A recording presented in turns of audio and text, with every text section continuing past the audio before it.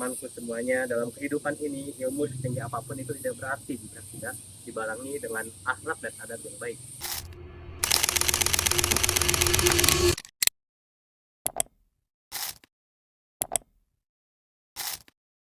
Bismillahirrahmanirrahim. Assalamualaikum warahmatullahi wabarakatuh. Innal hamdalillah nahmaduhu wa nasta'inuhu wa nastaghfiruh wa na'udzu billahi min syururi anfusina wa min sayyiati a'malina. May yahdihillahu fala mudhillalah wa may yudhlilhu fala hadiyalah. Asyhadu an la ilaha illallah wa asyhadu anna Muhammadan abduhu wa rasuluh alladzi la nabiyya wa rasula ba'da amma ba'du. Faqad qala Allah ta'ala fil Qur'anil Karim. A'udzu billahi minasyaitonir rajim. Bismillahirrahmanirrahim. Ya ayyuhalladzina amanu taqullaha rabbakumul ladzi khalaqakum min nafsin wahidah wa khalaqa minha zawjaha wa bassa minhuma rijalan katsiran wa nisaa'a wattaqullaha alladzi tasaaluna bihi wal arham innallaha kana 'alaikum raqiba. Ayyuhal hadirun, teman-teman semuanya, semoga dalam kesempatan kali ini kita semuanya diberkati dan dirahmati oleh Allah Subhanahu wa taala. Tak lupa kita panjatkan puja dan puji syukur kita kepada Rabb semesta alam, yaitu Allah Subhanahu wa taala, karena kita bisa berkumpul pada pagi hari yang insya Allah dirahmati dan diberkahi ini.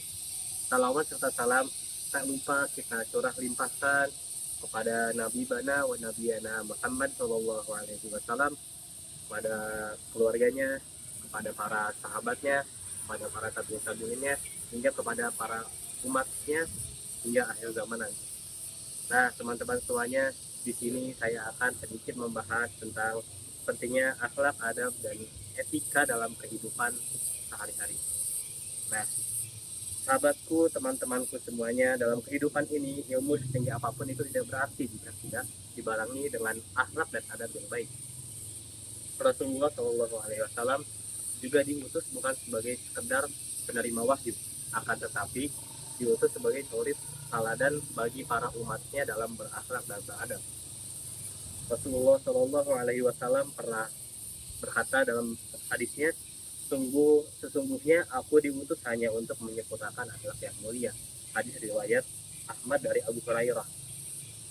Nah, teman-teman perlu diketahui, Rasulullah SAW lebih lama belajar atau menyempurnakan adab terlebih dahulu baru menyempurnakan ilmu.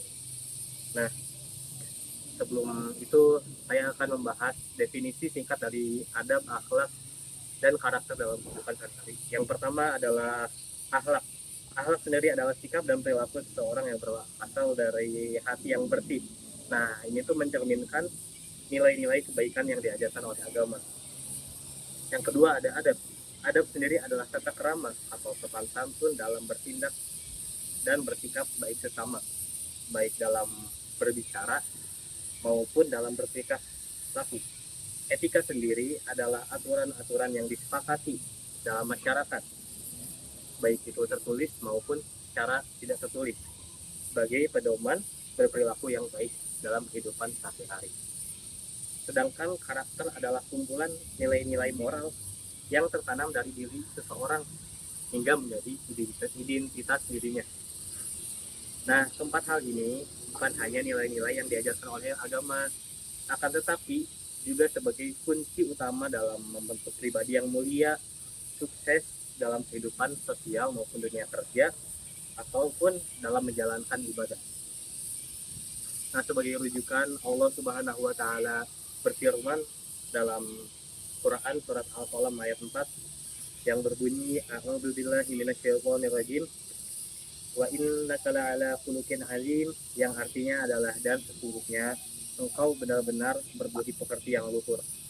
Sedangkan Rasulullah Shallallahu Alaihi Wasallam bersabda dalam hadisnya yang artinya adalah sesungguhnya aku diutus hanya untuk menyempurnakan akhlak yang mulia.